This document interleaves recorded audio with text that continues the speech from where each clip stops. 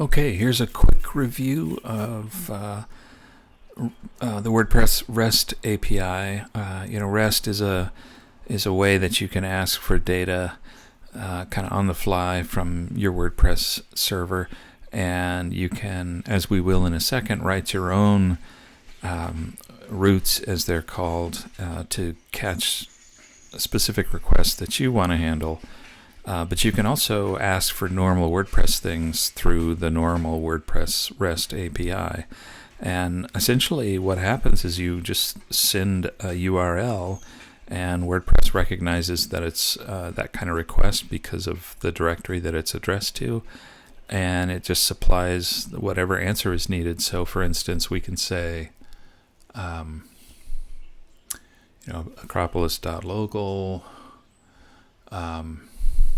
WP JSON, WP v2 posts, and what we'll get back is JSON that where every post is an object. So here's one, for instance. The ID is 5, and the link is all of this, Hello Athens, and the title is Hello Athens, and so on, right? So that's a way of getting that data and working with it. You can make those requests programmatically and then handle the data as it's returned. And then you can also write your own REST APIs, and so that's what we're going to do. And we're going to start by writing the part that catches the request, the API route. And we're going to do this also in our PHP file. And like a lot of other things in WordPress, we do that using an add action. And the event that we're hooking is REST API init, and what we give it is a callback function. So let's call our function setup REST API, or REST route, let's say, sorry. And right, that gets us ready. We do need that function to exist, so function set up REST route, right? And here's our function. And all that this function needs to do is register another callback. So it's register REST route, right? And that's a built-in WordPress function. And it takes, I think, 3 parameters. First one is the domain. So we'll call it PZ, and it's customary to include a version number in your domain so that you can change version numbers later. You give it the root name. I'm going to call it cal, right? Because we're going to get, as you'll see, data for the calendar. And then there's an array, and the array has 2 elements. The first one is methods, so that's what it's going to be allowable to use. And you'll see a lot. You'll see get right here, and get is fine, but the sort of technically all-inclusive, never fails way to say this is WP REST server readable. I don't know why, it just is. Then our next element is callback, which is a callback function. And we'll make our callback function call do cal. It's got to be in quotes, though. Do cal. Okay. Since we talk about that function, we better create it. Function do cal.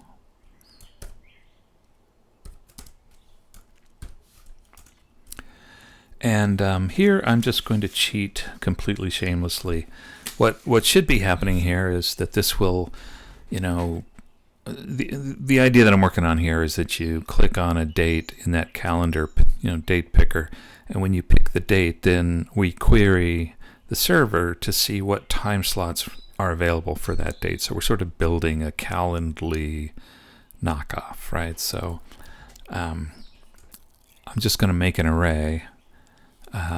Slots is an array, and it's going to have, I'll put in 2 or 3 things here. So it's going to be whatever the time slot is, and then what its status is. We'll make the first one open, and then we'll say 2 o'clock is busy, right? And 3 p.m. and I'm spacing out. We're not in JavaScript. I need to use this kind of an arrow for associative arrays. Let's try it like that, because I think the other way just isn't going to work, right? So, and then we'll make that open. And that takes care of that. And so that creates our array, and now we just need to return it. Return slots. Okay. So that's the status of the various slots for the day, hypothetically, that we pick. Okay. Now, that should mean that I can go in my browser here and go ahead and type in PZV1. Oh, sorry, it's got to be WP JSON, and then PZV1 cal, and hit return.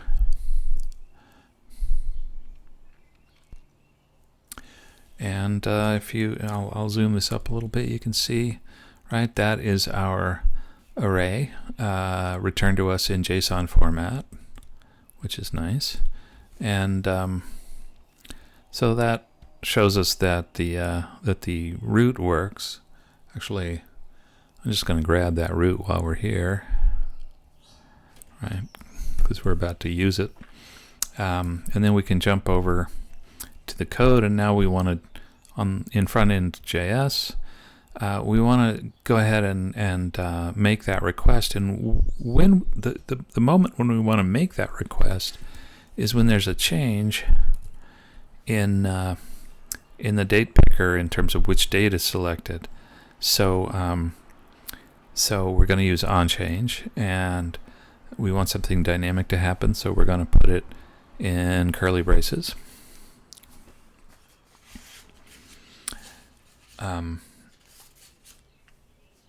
And so what it's expecting here is a function, and that really isn't the word function. Function. And that function's going to receive whatever the new setting is, the new val. And then there's the body of the function. Okay, and I'm going to drop down to keep things organized. And I'm just going to set up the URL. I'm just in the habit of kind of doing it this way, and we can paste it in because I cut it just a minute ago. Okay, so there's the new there's the URL that we need to query, and now we're going to use a function called fetch, which you can use for a number of things, but including fetching REST requests. So I'm going to say that the response that I get, so variable call response, is equal to a call to fetch URL, but fetch is actually an asynchronous operation, and it returns a promise. So we need the keyword await to signal that we are expecting the return of a promise. And if that doesn't say anything to you, it's really okay. The point here being, though, we don't know how long that's going to take, and so they're sort of built-in mechanisms for allowing developers to just kind of plow ahead and let this catch up when it comes back. It doesn't actually make a lot of difference here, but you do have to get the syntax right. So we'll get response, and then we're going to get a variable called JSON, which we're going to get by awaiting from the response, right, from the promise, a function called, or a method, called text, right, which will return, you guessed it, the text or the contents, right. Now, those contents are actually going to come back as JSON. So we're going to do one more thing here. We're going to let slots equal a parsed version of it. JSON parse JSON.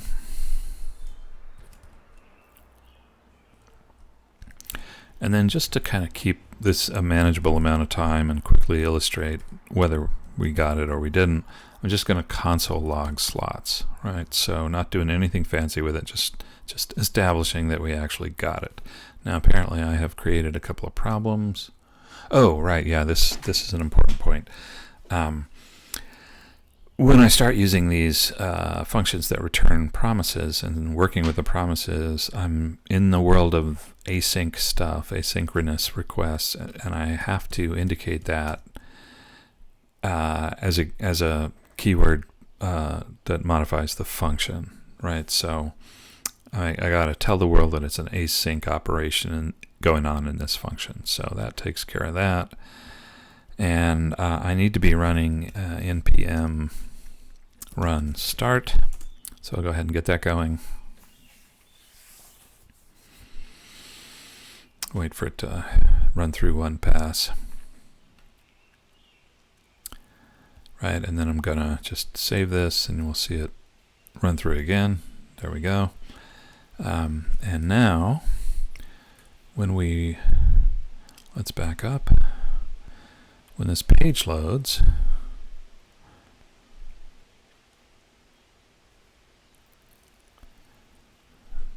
we'll get the box there. And now I've got the console open, right? When I change days, let's say I pick the 8th, I get, right, this is where I was console logging the slots variable, and you can see it's got my slots. So that worked, which is good. And we'll end this segment there.